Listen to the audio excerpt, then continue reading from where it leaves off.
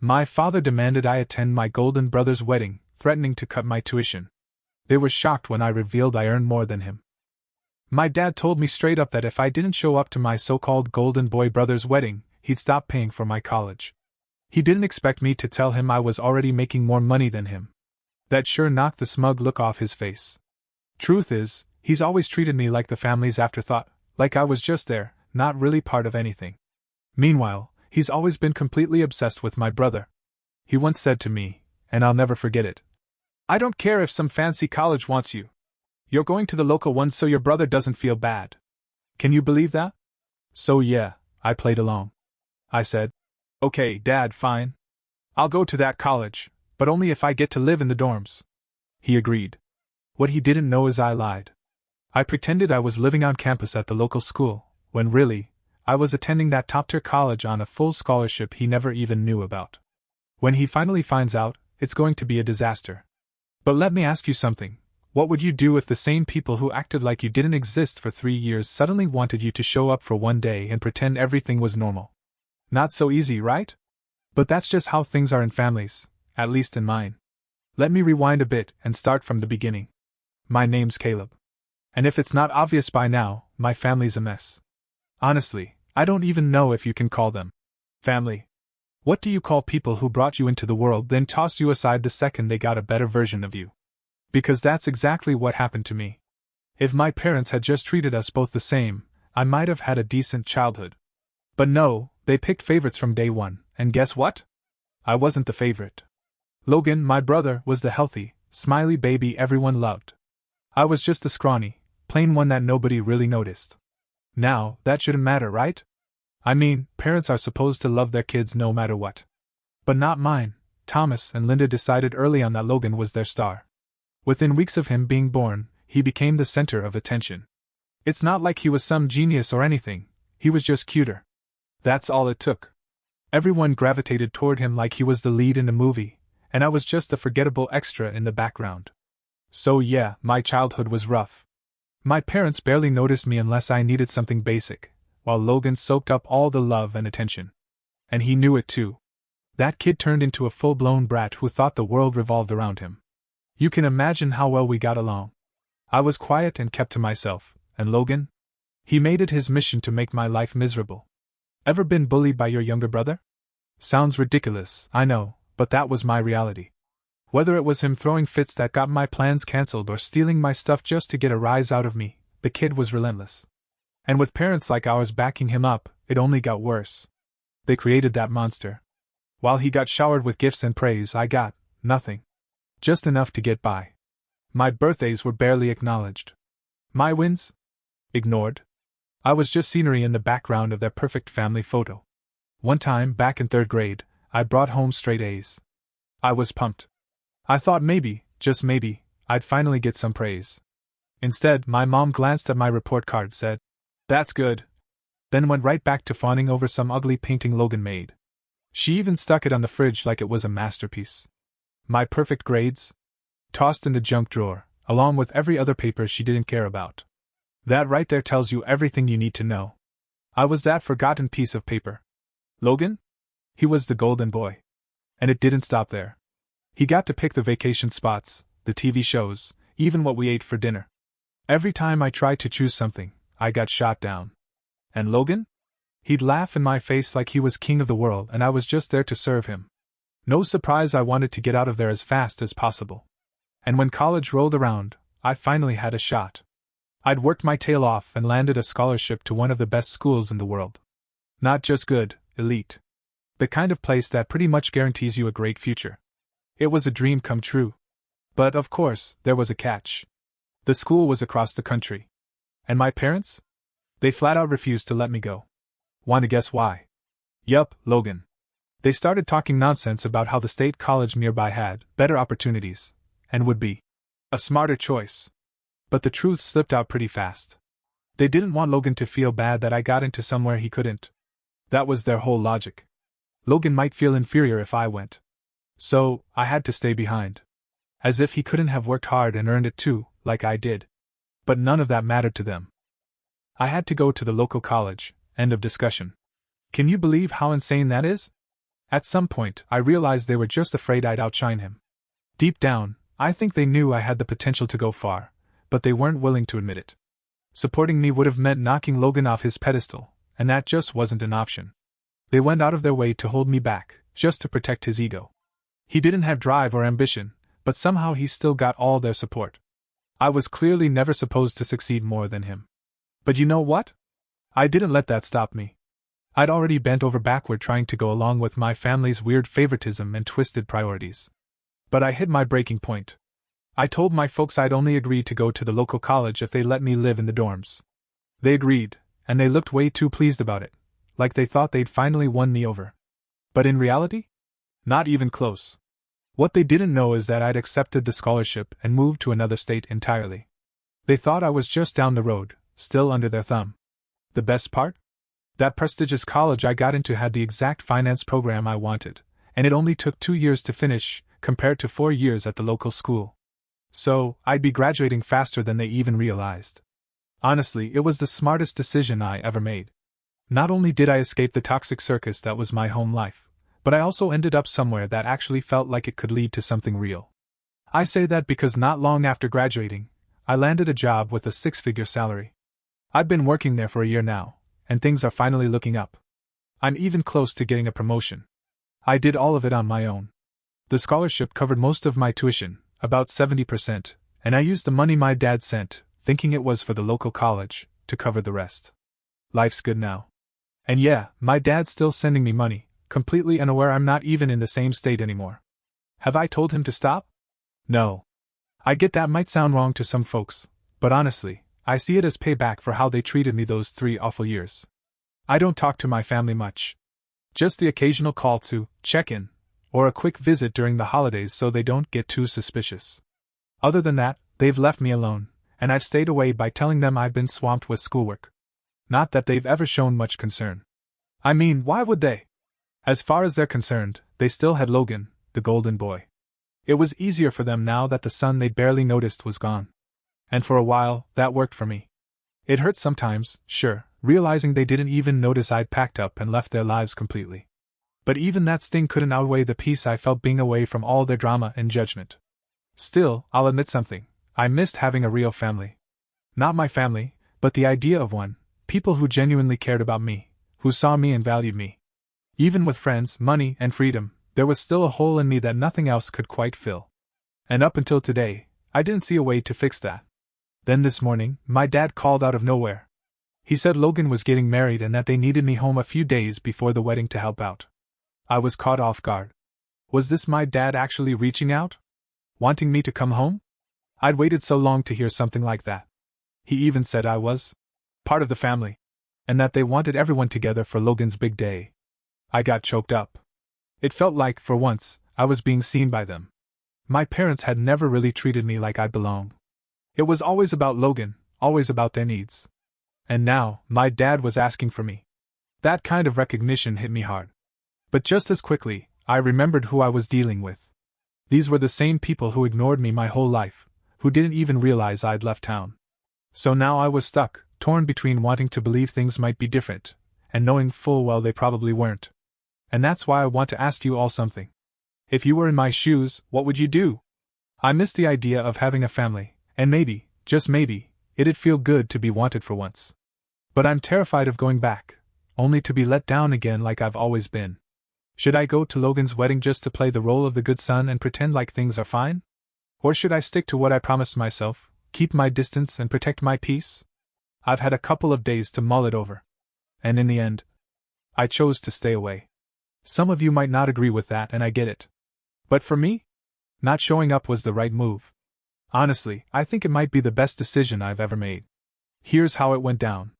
After thinking it through, I sent my dad a short text. Just said I wouldn't be able to come. No long explanation. No fake excuses. Because truthfully, I had no intention of being there.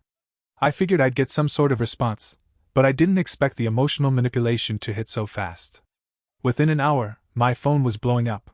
First it was my mom. She went straight for the guilt. Asked me if I really wanted to miss such an important day in Logan's life. If I was okay being that brother.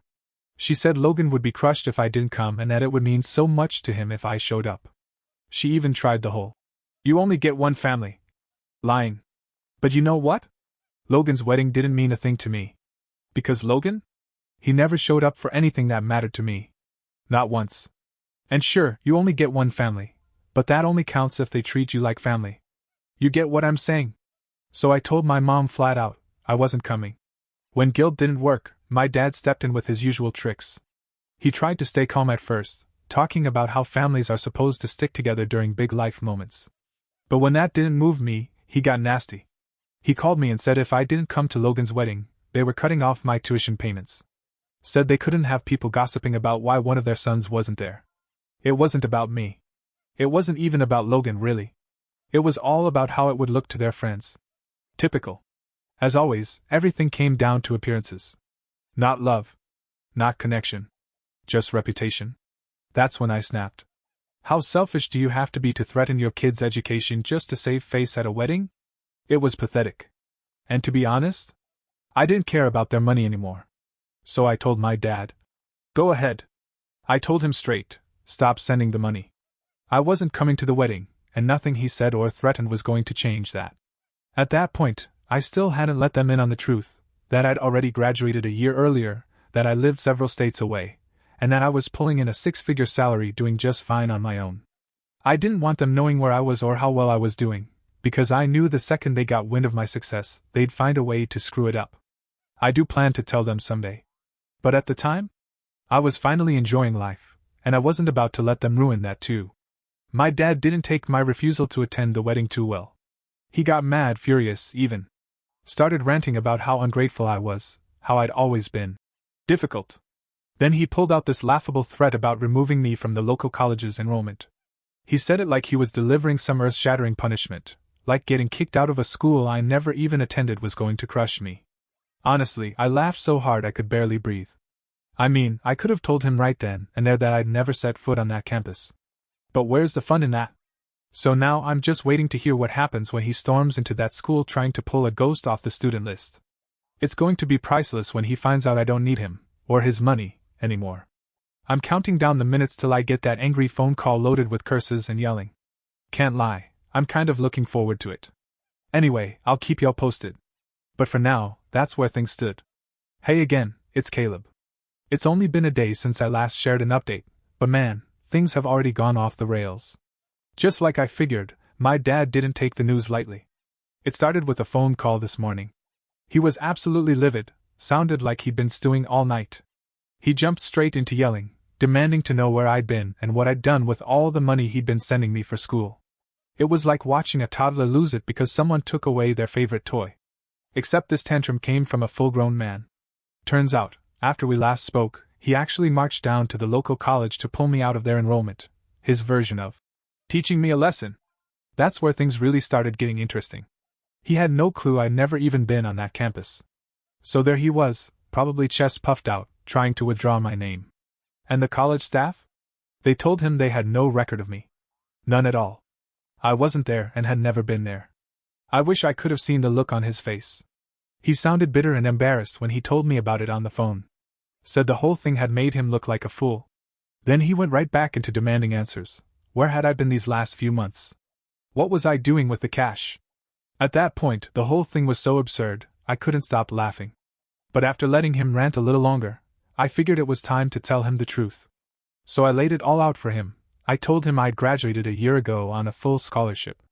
That the money he'd been sending had helped cover the rest of my expenses. And then I dropped the big one. I told him I had a full-time job now.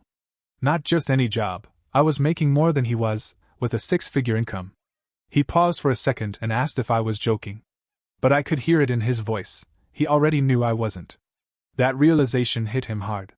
Knowing that I wasn't the struggling student he thought I was, but someone who'd built a better life without his help, that must have stung. I braced myself, knowing what was coming. And yep, he lost it. Said I'd betrayed him. That he'd done so much for me and this is how I chose to repay him. I almost laughed again. What exactly had he done for me? Ignored me? Played favorites? Let my brother walk all over me for years. And then he hit me with the most ridiculous demand I've ever heard. He said the only way he could forgive me was if I showed up to Logan's wedding and helped protect the family's image. You know, keep people from talking. That was it for me. The guy wasn't upset about the lies or even about me being gone. He was just mad that his carefully curated family facade might get exposed. Suddenly now, appearances mattered to him? Funny, he never cared before. I told him I didn't want or need his forgiveness. I wasn't interested in being part of his little charade, pretending like we were one big happy family. I meant every word. He kept trying to push me. He sounded desperate. But I stayed firm. I told him there was no way I'd show up to a wedding for the same brother who'd made my entire childhood a living nightmare. And I wasn't done there. I said I was finished with all of it, the manipulation, the guilt, the fake concern. I told him I was cutting ties. Completely. My dad was stunned. I could hear it in the silence. But I didn't stop. I said I'd stayed quiet for most of my life, letting them treat me like background noise. But I wasn't staying quiet anymore. I told him not to call me. Not to text. Not to reach out ever again. He could keep playing happy family with his golden boy while I lived my life in peace. He tried one last guilt trip, telling me I was still his son, and I had a duty to be at my brother's wedding. But this time? I didn't flinch. I told him flat out. You've only ever had one son, Logan. So stick with him. Then, without another word, I hung up and blocked his number. And just like that, I was done. Completely done. Cutting ties with my family wasn't easy, it still isn't. There's a weird mix of sadness and relief. I never pictured things ending this way. But deep down, I know it had to happen. For once in my life, I feel calm. And maybe, just maybe, this gives me a chance to build something better for myself. A real future. Maybe even my own family one day. So yeah, it's been over a month now since I cut contact. And honestly, I don't regret a single thing. I really thought I'd finally stepped away from all the drama and manipulation for good. But of course, they just couldn't leave well enough alone. A few days back, I got a call from an unknown number, totally out of the blue. Turned out, it was my mom. She was on the line crying her eyes out. I had all their numbers blocked, so I wasn't expecting to hear from any of them. But something about her voice made me pause. I didn't hang up right away. I figured maybe something serious had happened. Turns out, it wasn't anything urgent or tragic. She just started bawling about how much she missed me and wanted her son back. She said none of the past mattered anymore, didn't care what I'd done or what Dad had done. She just wanted me back in the family, she said. Like we could magically pretend the years of neglect never happened. I sat there confused, listening to this woman who never showed me affection before suddenly pouring her heart out. And all I could think was, where was all this love when I was begging for it as a kid? Where was this when I cut ties and told them I was done? They didn't seem to care back then. And now she wants to make amends? It felt off. So I told her I'd call her later and hung up.